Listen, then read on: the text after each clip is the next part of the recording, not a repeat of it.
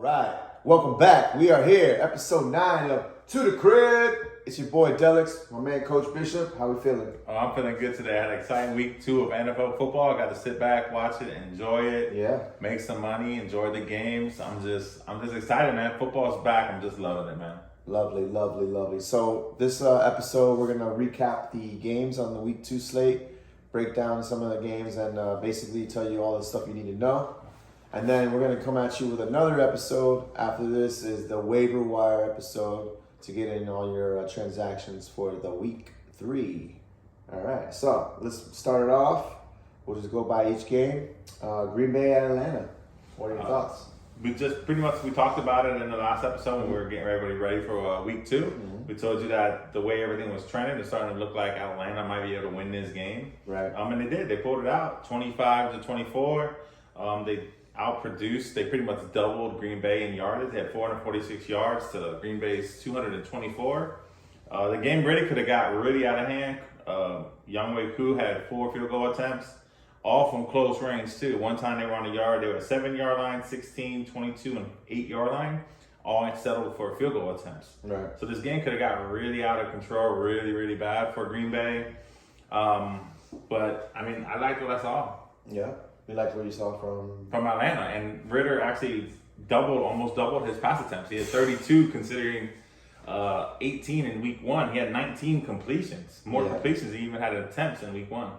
Yeah, we were on the boat where it's like, okay, they're gonna keep running the ball. Well, they actually said, no, you know what, we're gonna try to pass the ball a little bit more this time, and it was actually like pretty even split on their running and passing. Right. Selection. They definitely got London involved as well. London had 7 targets. I think he probably went in and was like, hey, I need some love here, you know what I'm saying? Yeah. Do you know who I am?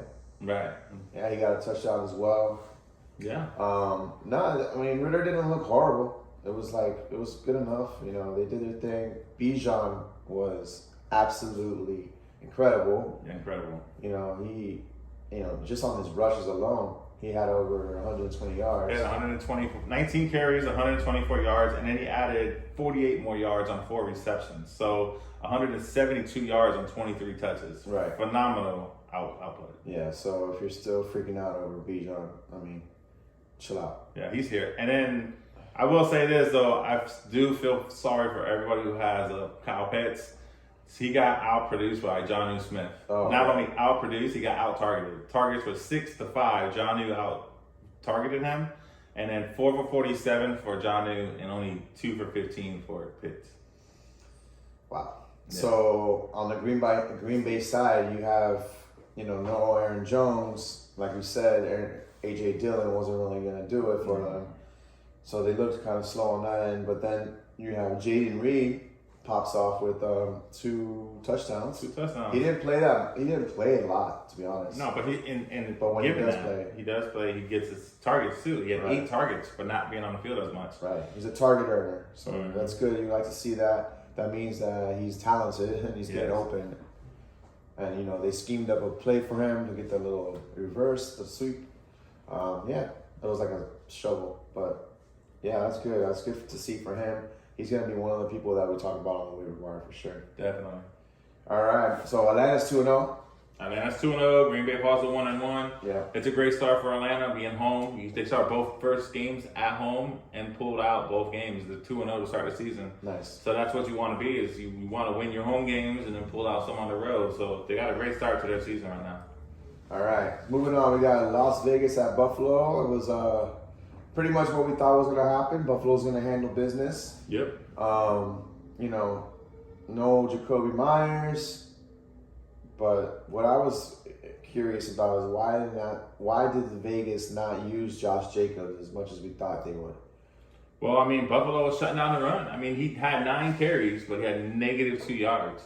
That's not good. That is not good. Like, you should not finish the game with negative yards. Yeah. That's not a good system, not a good setup. I mean, they had 3 turnovers, so Buffalo had no turnovers on the game. That's a complete different situation from when Josh Allen was throwing 3 interceptions to Whitehead in week 1. Yeah. 0 turnovers this week. They forced 3 turnovers on the Raiders. And then the game just pretty much was out of control from the get-go. Buffalo was just kind of just running right over them, right through them. Josh Allen was 31 for 37, had 3 touchdown passes. Gabe Davis, his wind sprints paid off for him this week. 6 catches, 92 yards, and a touchdown. So it's a great week for Gabe Davis. If you remember back on the preview episode, I was like, I hope he blows up so I can flip him. Mm-hmm. And sure enough, he did good enough where I think that it's time to flip him. Yeah. You know, you're going to feel this some type of way, like, oh, what if he keeps doing this and that? If you're in a redraft league, managed league, season long, just flip him. Dynasty's different, but if you're in a managed league, you can flip him. You don't want the inconsistency week to week. You want someone that's more consistent. This is the perfect time to do it because then next week he might not do it, and then you're still stuck with him. We've seen this for years with Gabe Davis with the Buffalo Bills, where he's going to have 3 weeks out of 17 that you get this kind of production where he looks phenomenal. And for the fact that he did it for you in week 2, like he's saying, perfect week to flip him. Diggs also performing 7 catches. Devontae Adams balled out. Yeah, it was a good game. Touchdown for Devontae Adams, 6 for 84 and a touchdown. Yeah, Great game. He was the only receiver doing anything. That next other receiver was Renfro, got 1 target, 1 catch, 23 yards. Crazy. Yeah. Josh McDaniels, not a good coach. No. And also, one thing we should touch on is James Cook. He balled out. Yeah, he did. You called it too. You said he might go for 100. Yeah. He had 123, and then he had 36 yards receiving. Hopefully you did that 100-yard prop because that was juicy. The one thing I do have for James Cook, how mad are you if you don't get goal line usage if you're back? Because Damian Harris, 7 carries, 33 yards, touchdown. Latavius Murray, 6 carries, 22 yards, touchdown. Yeah. You put up 123 yards and they don't feed you the rock down near the goal line. This man's running for you, man. Let him get one. You know what I'm saying? He can punch it in there too. I think. Give him a shot. Yeah, and it's crazy. I mean, there's a lot of running backs that are like that in that role where they just give them between the 20s. They call it. Mm-hmm. They let them rock between the 20s, and then they bring in somebody else at the end. Yeah, but you have backs like Eckler. They still feed him on the goal line. Mm-hmm. You have backs that like CMC, smaller backs. They still feed him on the goal line. Some of these smaller backs, they still get fed on the goal line. Yeah, I know. What's the difference? I don't know. I mean, I guess they have the luxury of having all those guys. Yeah. So they don't give a fuck about your fantasy.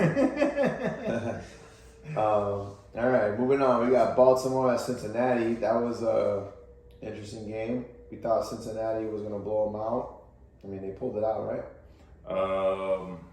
Not. Baltimore won this game 2-0. The one thing for Cincinnati, now you're starting the season 0-2. Yeah. Not only are you 0-2, you're 0-2 in the division. Yeah. That's 2 division losses and 2 conference losses. It's just a really bad situation for the Bengals. Yeah. Joe Burrow's hurt. He may try to play through it, or they may sit him for another week or 2. Yeah, he tweaked it, right? Yeah, he tweaked it. So, I mean, if you're a Higgins owner, Higgins showed up yesterday, 8 for 89, 2 touchdown passes. That's my So dog, that's a big come up for me having him as well myself. Yes, But sir. if you're a Jamar Chase owner, wow, how are you feeling right now with Burrow not I mean, I looked it up. Right now in fantasy, he's like wide receiver 50. Yeah. And you drafted him as wide receiver 2. Second overall, forget just wide receiver 2. You drafted him before running backs. And, Right. That's not a good start. I was in a league, and it was he fell to me at the 5th pick, and I was like, why is this happening? And I almost didn't want to take him. Right. I don't know why. I just I didn't feel it. I wasn't on Jamar Chase all year for some reason. Right, me too. I wasn't really on it. We were at the one draft and I made that bet, a $20 bet, Brandon. Yeah. He saying that he's going to be the wide receiver 1 in fantasy, and I was like, he's not going to be wide receiver 2, wide receiver 3. I see Tyreek Hill and Justin Jefferson just being better, and now you got people like Nakua just coming out of nowhere that are just blowing up as well. So that's another thing. We'll get to that game when we get there, but yeah, not looking good for the Bengals. Mixon's just doing his typical thing. He's getting some yards, but nothing crazy to write home about. 13 for 59, 4 for 36 receiving. The Ravens, Gus Bus or Justice Hill? Gus Bus got the TD. Yeah. He's got the better rushing stats, 10 for 62. Justice Hill had 11 for 41, but he got the receptions. He has 3 receptions for 12 yards, but Gus Edwards got the TD, and his better average. So I think in the run game, they're going to continue to split carries, but I think Gus Bus is probably going to get you your goal line usage. I actually, out of this backfield, after watching it this week, I like Gus Edwards more than Justice Hill. Yeah. I mean, yeah. That's how I was leaning going into it, but it's good to see it come out. Lamar owns them.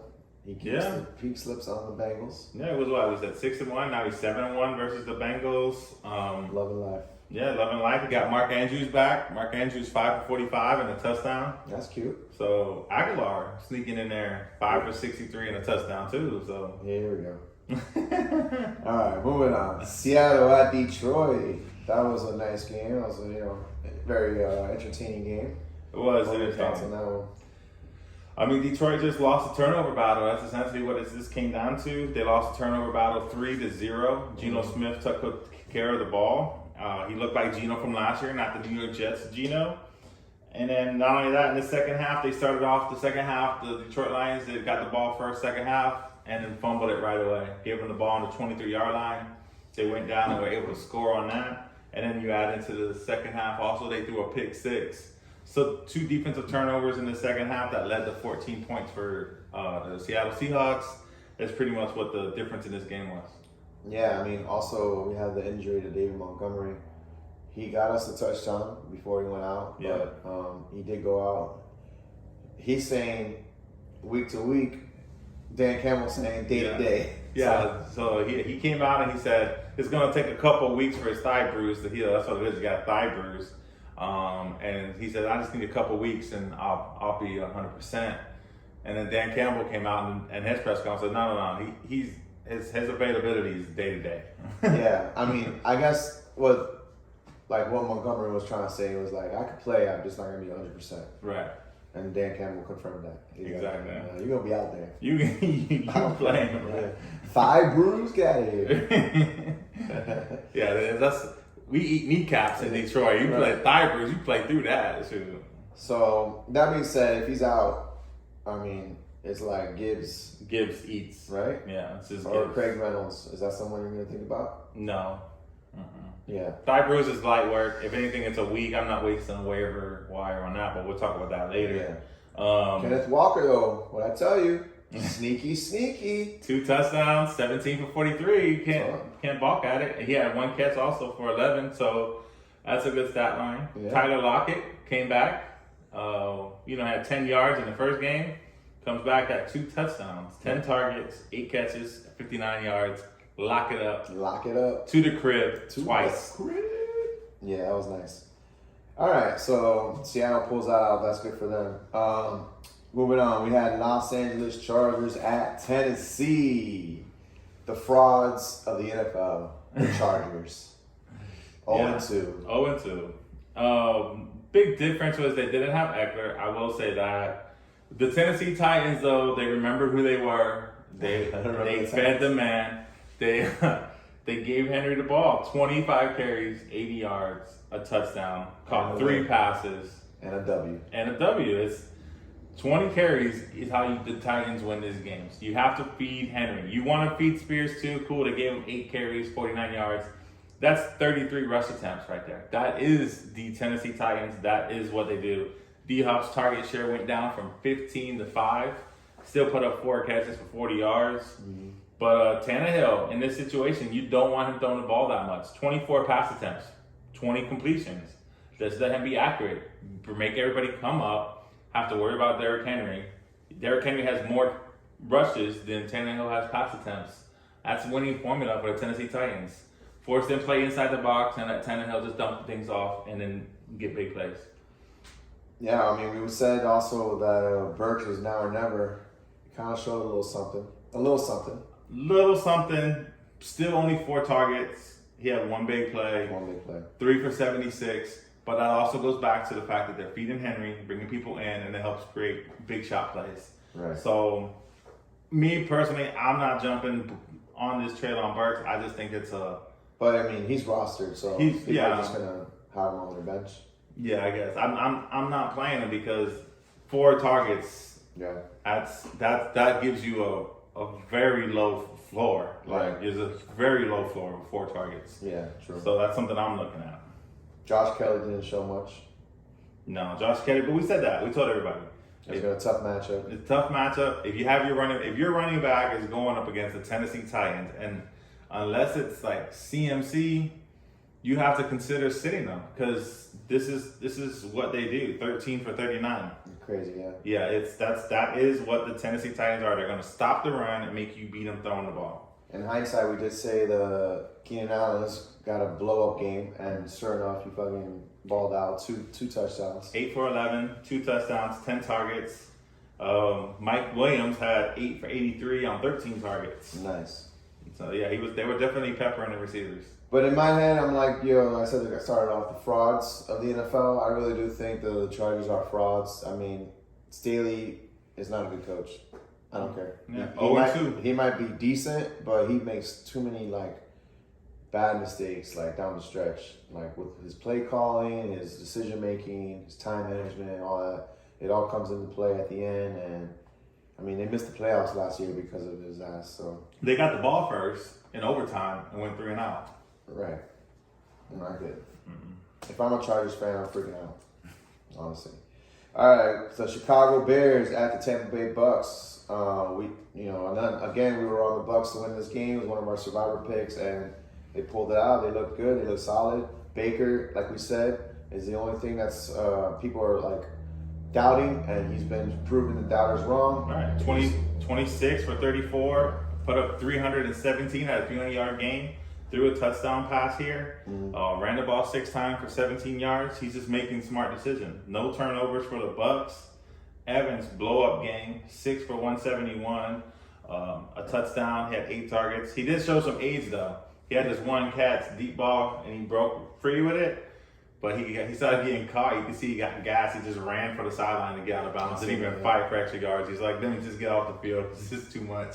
Too much work. I mean, they look good. I mean, I was watching it, and Baker just looked really comfortable. Like, he's going through his reads very comfortably, and he knows where to go with the ball. He's not turning the ball over. If he has to get rid of the ball, he's throwing it out of bounds. Like, he's playing amazing ball right now. He is. He really is. This is the best receiving core he's ever had with Evans and Godwin. Cade Otton, 6 catches, 41 yards on 6 targets. Yeah. Somebody else we're going to talk about in the waiver show, but you give him Otton, Evans, Godwin, and then you got White actually performed 17 carries for 73 yards. He got a touchdown. Also gave you 5 catches for 30. Yeah. So he had 100. He had 103 total yards on 22 touches. Well, that was great to see. So we were saying like, we need to see something a little more from him. That was perfect. Yeah, that was good enough. Exactly. But now talking about the Chicago Bears, like Justin Fields is. I mean, you talk about fraud. Like he had 2 fumbles, 2 turnovers, lost one of the fumbles, threw a pick 6. But the pick 6, 2 picks, so 3 turnovers, and then that pick at the end, man, that was just too easy. The one on the goal line, on his own goal line, that was really bad. Like I said, like we said, interception prop, you just run it the entire year, you're gonna hit it more than 50% of the time. He's throwing an interception in more than half of his games, guaranteed. He's already got 3 or 4. Yeah. It was 2 last night. I think 1 before that. I mean that's just like easy money. DJ Moore, we said it's gonna be risky. And sure enough, he didn't really do much. Not much going on here for the Bears. Yeah, not much. The one thing I will say, DJ Moore, he did have 6 for 104. Herbert and Johnson are pretty much splitting the backfield. It was 7 for 35 and 4 for 32. Yeah. The one thing though about the Bucks defense, like I've been telling you, the Bucks is a good defense. The one thing that they also did do is they held Fields to 3 yards rushing. Wow. That's it. 4 carries, 3 yards. That's crazy. That's being smart with your pass rush. That's like, we're not just going to try to get sacks. We're going to keep him in the pocket and let him make these dumb mistakes with the ball and force him to throw. And we're going to bottle him up. We're not going to give him running lanes where he can run and take off and give you those explosive plays. So they got bottled up and, lost by 10. Easily the Bucks out yard him 437 to 236. Yeah. I mean, it was just 236. Half of that was DJ Moore. Yeah, it's pretty dominating. Yeah, that's pretty much it for that one. All right, moving on. We're going to talk about the Kansas City Chiefs at the Jacksonville Jaguars. Yeah, only 26 points scored in this game. The over-under on it was 51, so it was half of it. It's something that you were talking about. Yeah, I know I talked about it in one of the episodes, but that was an easy under for me. I felt like with Chris Jones back and just everything, I haven't seen Kansas City's offense pop off yet. No. So we remains to be seen. Yeah, Kelsey came back. He was a little hobbled. He had 4 catches, 26 yards, nothing crazy. He did double the receivers in targets. He had 9 targets. Next closest guy was 5. But a lot of people with 5. You got 5 to Watson. You got 5 to Tony. Sky Moore has 4 targets. The ball is definitely getting thrown around. I feel like Mahomes is saying, I need another guy. I need Kelsey. I need one of y'all to step up. And I mean, I don't know if it's going to be Tony, Moore. One thing that has been surprising is I think Watson actually might turn out to be that guy. I mean, he's always going to be there. He's like their trusted, longtime vet, pretty much. He always comes up with big plays for them. I mean, 3 for 7. I mean, no, he had 3 for 62 on 5 targets. He did have a fumble here late in the game, but other than that, I mean, for the Chiefs, it's essentially who's going to step up and help them out. Mahomes did have 30 yards rushing. That's another thing. Pacheco was the lone ball carrier for the Chiefs, pretty much. He had 12 carries for 70 yards. Nobody else was anywhere near it. Pretty good line. 12 for 70 is good. But also on the Jacksonville side, remember we were talking about the whole Zay Jones versus Christian Kirk, and it was be careful because it could be a shootout. That's what we said. It could be opened up more. So we're not sure whether or not Zay Jones is going to get all the looks this time. Maybe it's Christian Kirk. And sure enough, that's exactly what happened. Christian Kirk had a really good game. Zay Jones didn't. Yeah, 14 targets for Kirk. He put up 11 for 110. It's a lot. Yeah, it's a lot. To me, I'm going to say this is the same thing like you said about Gabe Davis with this offense. I'm going to try to flip him. Christian Kirk? Kirk this week. If I have Kirk, I'm flipping him this week. I don't have Kirk, but I'll definitely flip him because Zay Jones still did get 6 targets. He kind of put up the same kind of line what Higgins put up in week 1. Yeah. Zeros across the board on 8 targets for Higgins in week 1. Right here, you got zeros across the board, but 6 targets. So he's still kind of getting peppered a little bit. Really had 8 targets, only 2 catches. Ingram, 6 for 57, solid performance. Yeah, it was a good game. I mean, but they just didn't do enough. I mean, they lost the turnover. They actually won a turnover battle, 3-1. The Chiefs had 3 turnovers, but Jacksonville just couldn't do anything with it. I'm telling you, I think this Chiefs defense is probably one of the best defenses they've had in a while. Yeah. And Chris Jones is a difference maker. Oh, hell yeah. He was causing ruckus. Apparently he was, chilling in Miami working out. That's what they were saying. They were like, oh, that Miami Heat's done him well. Yeah. Because he was looking fresh. He's like, yeah, I'm fresh. I got fresh legs. Let's go. Right. So, yeah, I mean, it's a good win for the Chiefs. They own the Jaguars. Right? Yeah, they beat them twice last year and they just beat them again. And all 3 of those games kind of went under. So you see these 2 teams match up in the playoffs down the road. I'm keeping an eye on the Chiefs offense though. They're not looking as good as they're supposed to look. No. Well, it's good, like I say, Kelsey's knee bruise. Yeah, but still. No, different OC? The different OC. Or is Andy Reid was always the guy? I think Andy Reid was always the guy. I just think this is a different team and they're going to take a little bit of time to start gelling. But I mean, Jacksonville is a playoff team. So, I mean, they still got a W, 17-9. They lost week 1 with no Kelsey, no Chris Jones. I mean, I think if they were both there for week 1, I think that might have a different outcome. So I think they could easily be 2-0 right now. But, you go on the road and you get the W in Jacksonville and Duval County. That's definitely something to not look off. Yeah, exactly. All right, moving on. Indianapolis at Houston. My main thing here was I was, really big on Anthony Richardson being like that dude, and he proved it in the first half. He had 2 rushes for touchdowns, looking nice, schemed up, like I said. Shane Steichen is doing a good job with his play calling for him. Zach Moss looked really good. He came back and provided a nice play for him. But then Anthony Richardson went out. with a concussion, so now he's in concussion protocol. And then the game kind of got like close. We had Gardner Minshew in there. He didn't look bad. He didn't look bad. He's not gonna be, he's gonna be solid. Yeah, the Colts ended up pulling it out. Yeah, the Colts won the game. Before Richardson went out, had 3 carries, 35 yards, 2 touchdowns on those three attempts. Gross. 6 for 10, 56 yards passing. When Minshew comes in, down and finish the game, 19 for 23, only 4 incompletions, 171 yards, and a touchdown.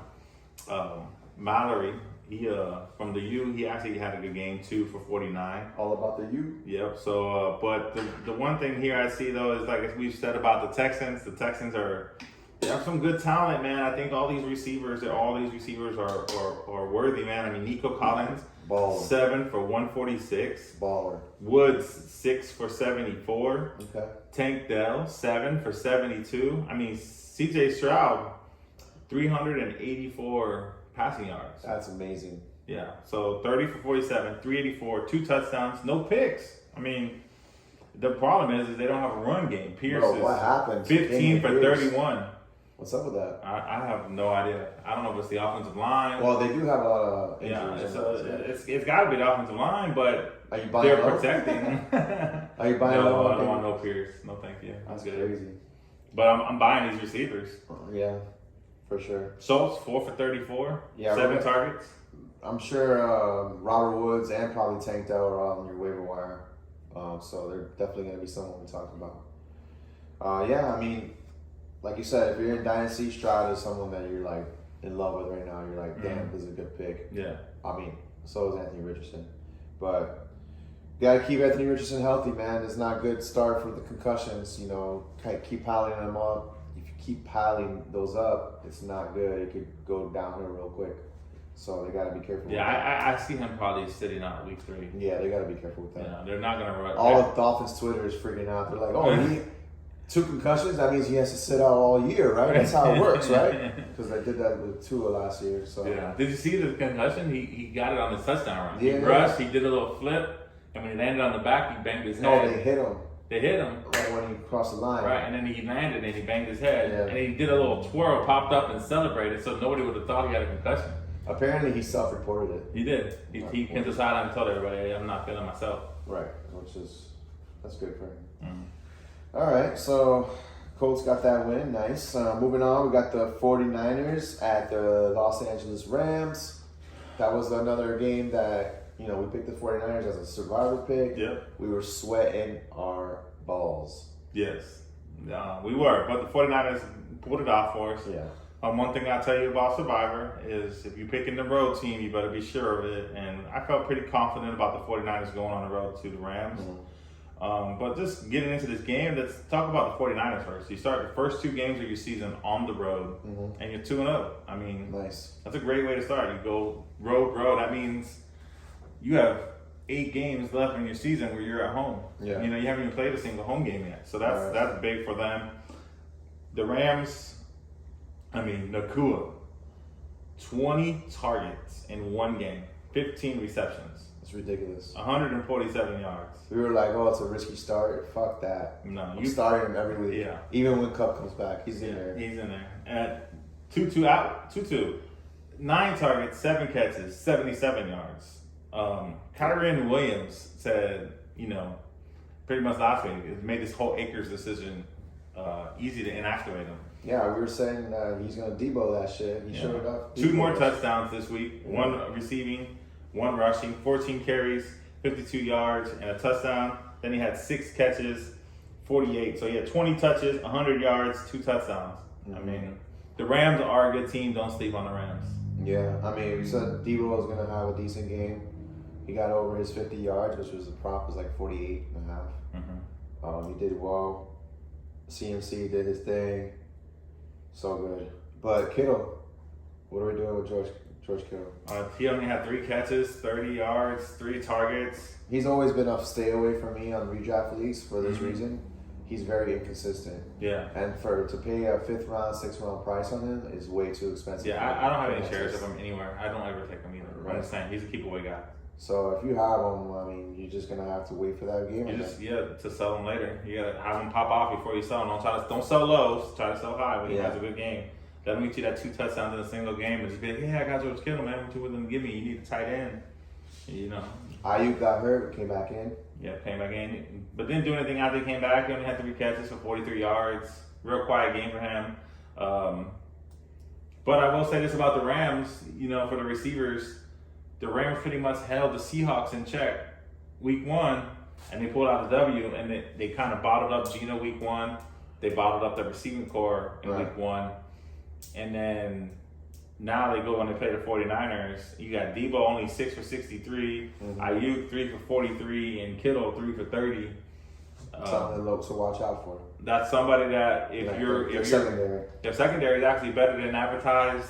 We all thought it was like a JV team out there. Yeah, it's not. I mean, they're doing all right. They're right there. They scored 23 points on this defense. So the 49ers defense, they put up 23. And yeah, I mean, their run defense is kind of suspect, but they're a good team. Be careful picking against them. Yeah, for sure. Speaking of be careful picking against them, New York Giants at Arizona Cardinals. This was the biggest one.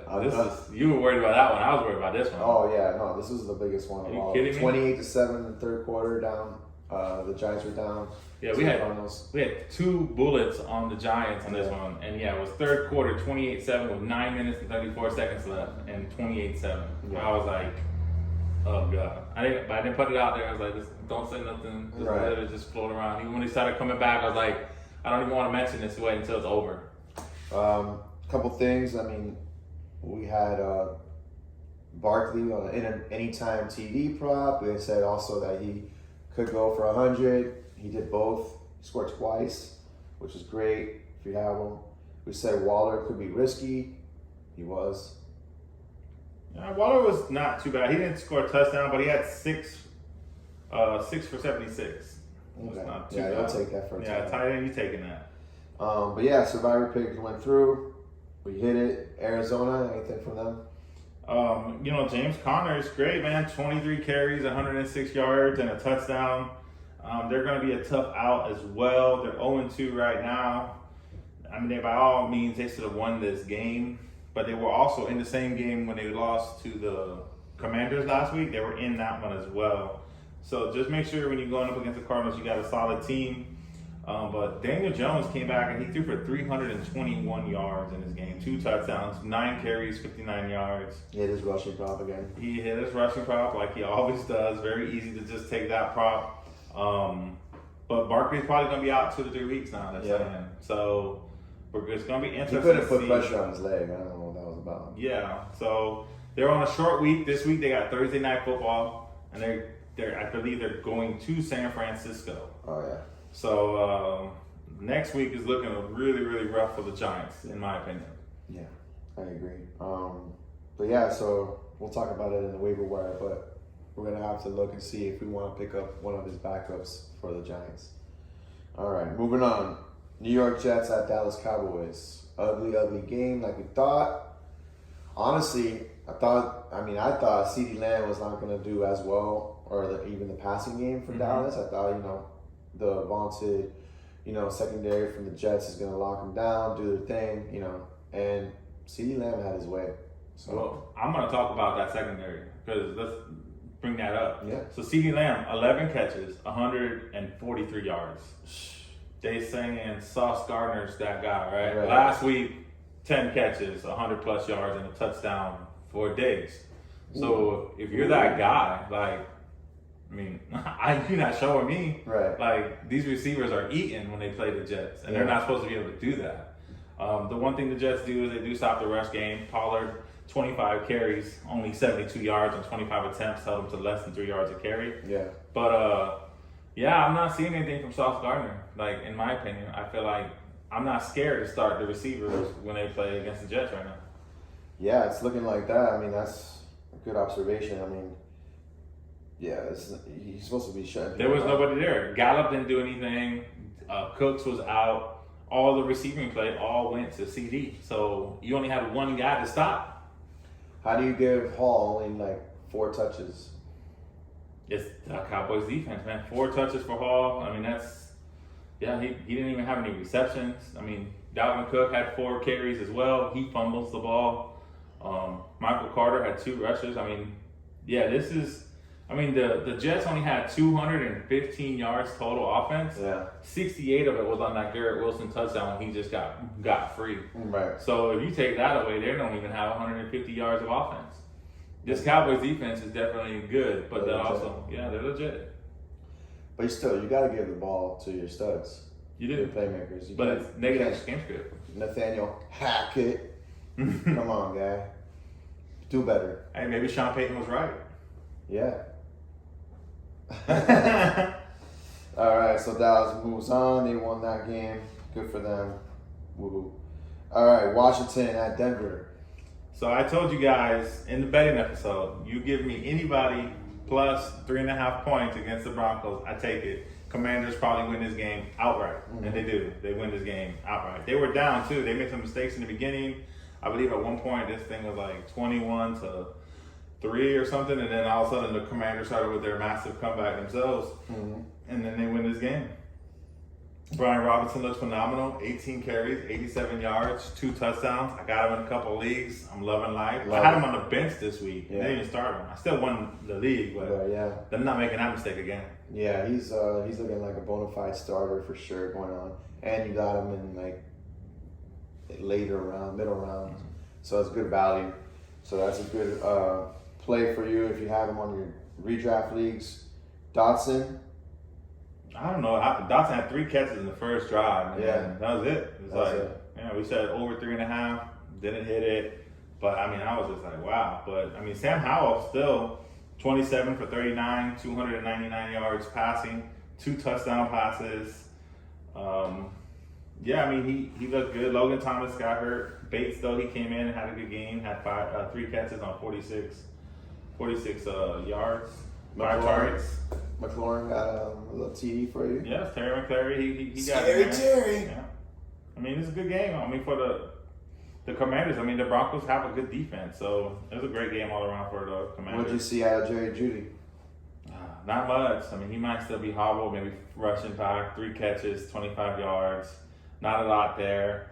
I will tell you the Mims and Johnson, I know they're the ones who got the 3 touchdowns in this game, but they only had 5 targets combined. Right. I still am higher on Sutton. He had 5 catches for 66 yards, 7 targets. So that's something when you have a guy that just gets touchdowns, just be careful. Don't just jump the gun on it. But Sutton and Jeudy are the guys here for sure.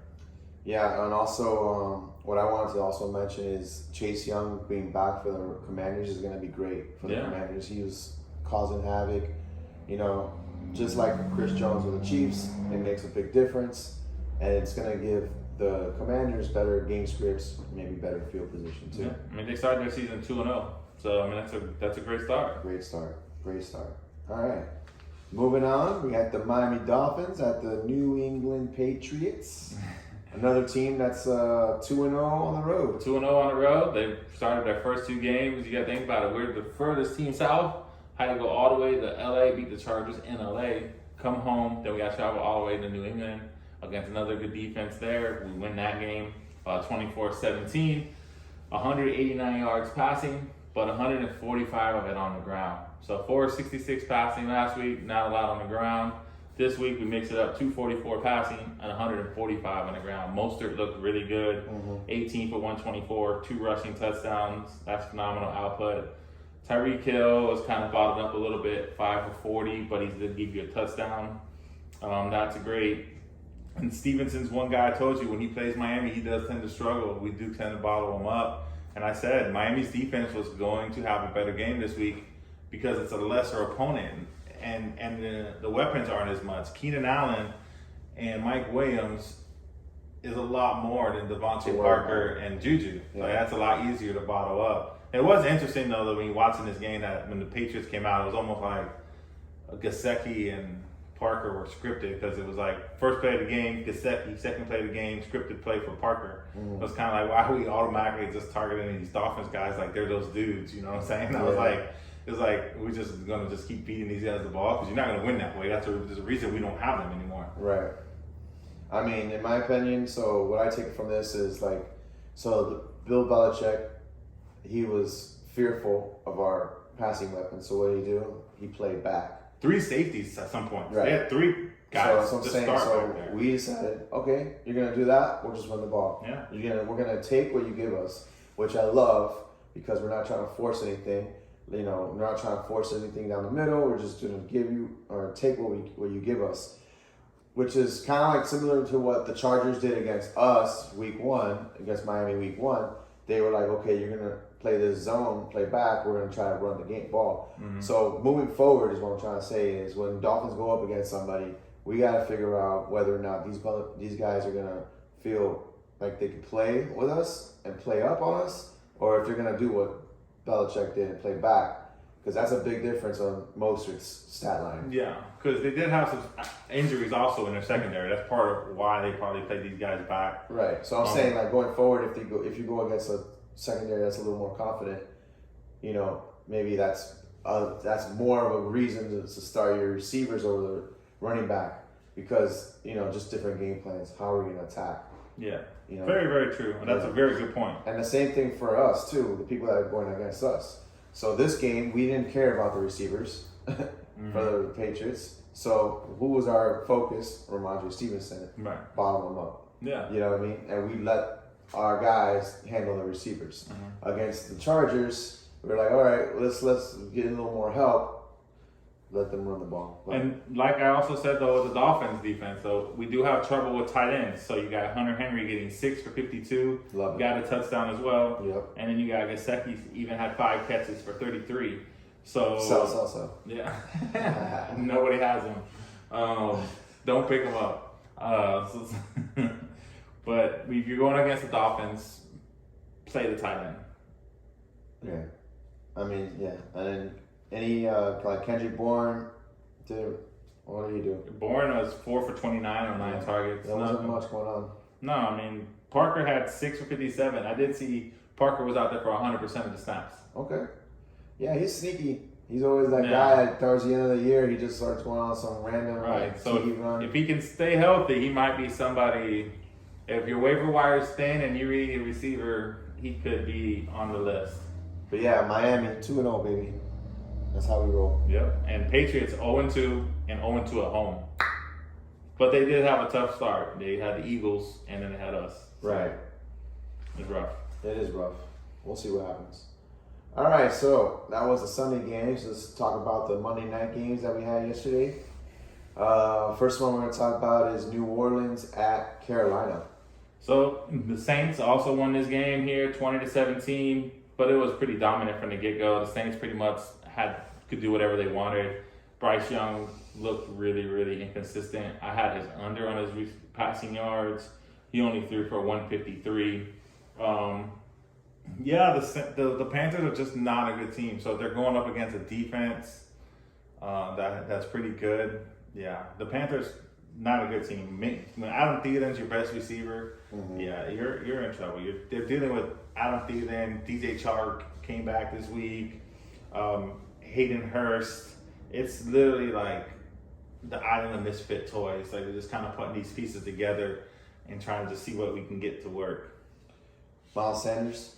Yeah, Miles Sanders 14 for 43. That offensive line's not great. Had 3 catches for 4 yards. So 17 touches, 47 yards. Yeah, not looking good. Yeah, I mean, now on the other side, though, Michael Thomas is getting peppered with targets, 9 targets, getting red zone targets, 7 catches, 55 yards. I love that. Olave did all right. Olave did all right. Olave 6 for 86 on 11 targets. So he caught all his targets, 4 targets for 63. Yeah. Tony Jones added 2 touchdowns on the ground. Okay, so what happened to Jamal Williams? So Jamal Williams had a hamstring issue, went out in the first quarter. He was doing pretty good before that. He had 9 carries for 29 yards. That's pretty decent. When Jones came in, 12 for 34. So he's barely averaging 2 yards a carry. So they started leaning on Taysom Hill, 9 carries, 75 yards. Yeah. So that was something to look at. But yeah, New Orleans is 2-0. 2-0. You can't balk at it. They beat the Titans, who just beat the Chargers. That's a good start for them. They beat the Panthers. They're now they're 1-0 in their division. Got a win on the road. I mean, it's going to come down to the Saints. How's another one of our survivor picks? Yeah, that's another one of our survivor picks. That division, the NFC South, is starting to look a little interesting because you got 3 2-0 teams there. You got the Saints, the Bucks, and you got the Falcons right now, all sitting at 2-0. Great point. Wow. All right, Cleveland at Pittsburgh, the last game on the slate. Just going to start out saying I feel bad for Nick Chubb. Yeah. That was a horrific injury. Hopefully he can bounce back from this, come back next year and be ready to go. But that was definitely a terrible injury. He had a great start to his game. He had 10 carries I think it was in the first quarter when it happened. Yeah. 10 rushes for 64 yards. Crazy. He was balling. I mean, it was just an unfortunate injury.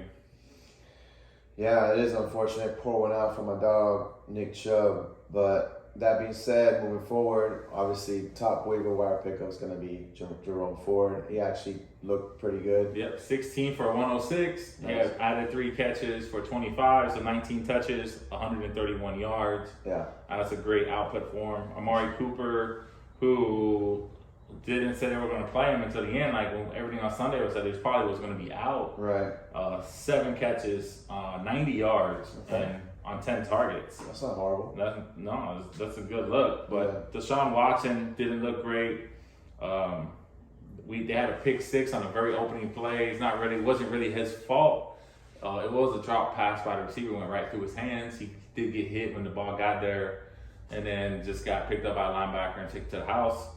But also they had a fumble, I believe it was in the fourth quarter when the game was so tight, and that's what gave them the touchdown for. At that point, the game was 22-19, and then Watson fumbles the ball. It was a sack fumble, and then that was a scoop and score for a touchdown, and that was the difference in the game. 2 defensive touchdowns for the Steelers. Did Elijah Moore show you anything? Elijah Moore was 3 for 36, 9 targets, but he only caught 3 of his passes. So Watson looked, he didn't look great. Like No. he was like not reading the plays right or 22 for 40. I saw him throw 1 pass out completely out of bounds. slow processing. Yeah, not a great game for Deshaun Watson. Another late bloomer, not late bloomer, but like we thought Pickens was going to possibly be out. He ends up playing. He ends up doing actually really well. He catches a 70-yard bomb for the touchdown. Or not a bomb, but 70-yard touchdown. Catch and run. Yeah, catch and run. It was 4 for 127. He caught 4 out of his 10 targets, so 4 for 127. The Steelers put up 255 yards of offense against the Browns 408. So this game, the Browns defense played phenomenal. Pickens did get loose on that one play, but I still buy the Browns defense. If this offense can pull it together and come together and start producing, like they could have won this game. They missed a 43-yard field goal the Browns did in the first half. They had 2 defensive touchdowns, one to start the game, one to end the game they gave up. The Browns should have run away with this game like they did against the Bengals. Right. It's just the offense held them back. Right. But the defense is still phenomenal. Yeah, and then Allen Robinson didn't do anything. No. We thought we were going to get more looks. 2 for 12. Nothing. That's it. So Freiermuth 1 for 2. The defense was phenomenal. Right. Same production what we were getting from the Bengals in week 1 when they went up against this Browns defense is kind of what you got. Pickens just got loose on one big play. Are you selling high on Pickens or are you holding him? I'm selling if I can sell him. Yeah, I don't like this offense. I think that's a good sell high right there. I don't like this offense at all. Pickens is a sell. Okay. Yeah, and then moving forward, I mean, it's going to be interesting to see how Deshaun Watson improves or if he doesn't improve, because that's going to be, key for your Amari Cooper shares and your Njoku shares. Yeah. Njoku 4 for 48, but he had a costly fumble as well. As I said, that's another thing that held back this offense. I mean, it was just turnovers. They lost the turnover battle 4-2. So the defense even caused 2 turnovers themselves. But when you have 4 turnovers on offense, it's not, and 2 of them go for touchdowns. That's not a good game. Yeah, so I mean, Pittsburgh on their Mike Tomlin stuff, pull it out. Now they're 1-1, right back at it. Yeah, I'm sure they were playing Renegade before some of these scores on defense, like big plays. But they had Renegade up in the stadium and everything. All day. All right. I mean, that was good. That was our week 2 recap. Basically every game. hopefully you guys got some good information off that, and we're gonna come back at you with the waiver wire episode next, and then moving down the road, we're gonna come at you again for the Thursday night. So that's it for episode 9. It's your boy Delix, my man Coach Bishop. Like always, man, be ready to take it to the crib. To the crib.